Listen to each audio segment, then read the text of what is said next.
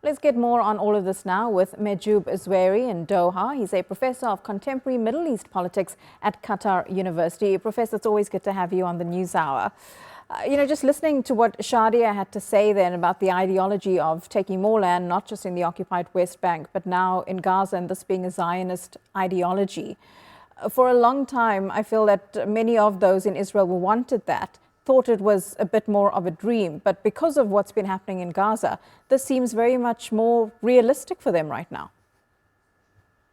This was the Netanyahu plan 2 decades ago. He was against any kind of peace. He wants the peace imposed on Palestinians and Arab states. He wants to have what he calls the normalization with Arab governments, regardless the Palestinians. He does not want any kind of political representation on behalf of the Palestinians. All of those his agenda, and he brought the people who share the same belief with him. People who try to explain this in the context of what happened the 7th of October. They have to look at the history before that. What happened the 7th of October was an excuse to basically implement all of this and bring all of what's so-called in to-do list, what I call it a Netanyahu to-do list. He brought it on 7th of October and he started implementing it using the sphere, the political sphere, the global sphere he's created, and the narrative he tried to sell to the world. And unfortunately, some of the countries believed in that. And he waged this genocidal actions on Gazan people and also in West Bank, unfortunately. Mm-hmm.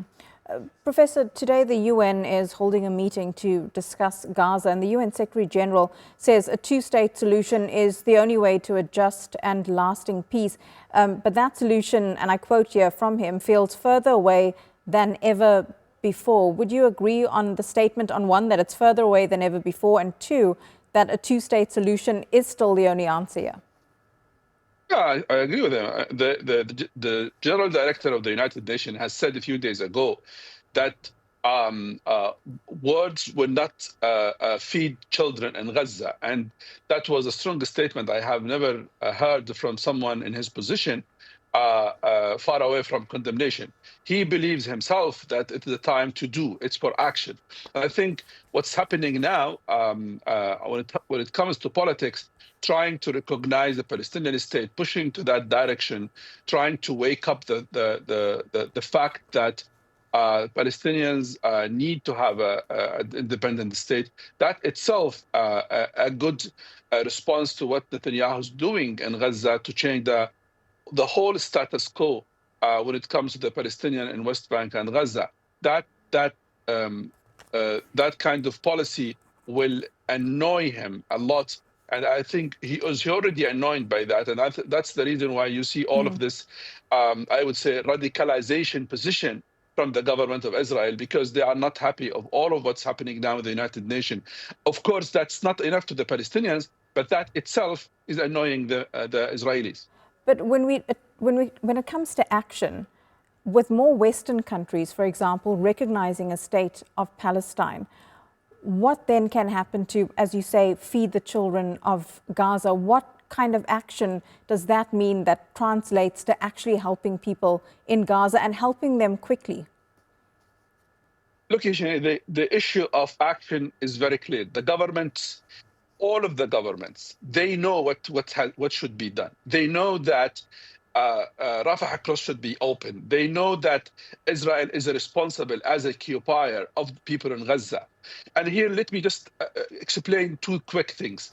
Number one, Israeli government on 20th of October 2023 had announced that they are no longer responsible of life in Gaza. And that is basically the translation of the statement made by Yoav Gallant, the Minister of War at that time. So basically, Israel has been responsible of actually spreading death rather than life. And that means basically, in addition to another 10 statements, they don't want food, they don't want water, they don't want medicine to go to Gaza. So Israeli government is responsible completely according to the international law, and all of what they do is a genocidal work. genocidal actions, and starvation is one of this. So the world should say very straightforward.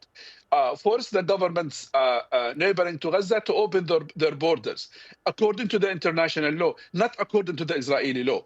And that should apply in Egypt in particular, because that is the only border is accessible and easy to do. But this is not enough. We have to remember there are no roads in Gaza. Bulldozers should be ahead of the cars and trucks so they can get the food and the medicine to the people. So there are a lot of actions. But the problem is politicians, they are very conservative and they are worried about their interests across the globe. They are interested about their positions, their status quo. And until they move from that circle, until they become brave enough and say, look, more than 60,000 people were killed. In 2 weeks, 200 people, children were died because of starvation. There should be an action. And the action, as I said, it should be constant, strong, consistent, and should not stop and should not follow what Israel is doing. What Israel is doing basically is putting all of the world and the hell. And let's not remember what Netherlands is doing now. Netherlands has announced that what Israel is doing is a threat to the security of Netherlands. And I assume that is a threat to the security of other countries, because this kind of action will produce, unfortunately, radicalization. Mahjoob Zweiri, really appreciate your analysis and your time. Thank you very My much, pleasure. as always.